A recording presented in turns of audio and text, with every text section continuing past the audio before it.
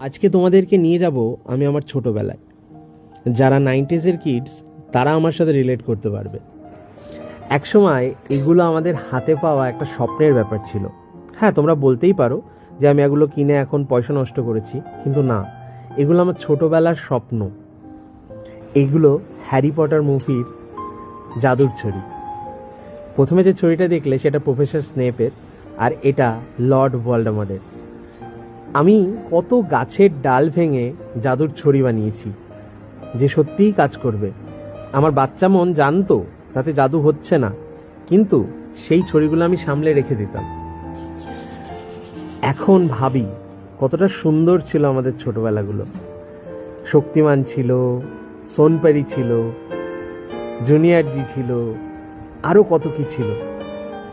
কত কষ্ট করে সেগুলো লোকের বাড়িতে দেখতে যেতাম।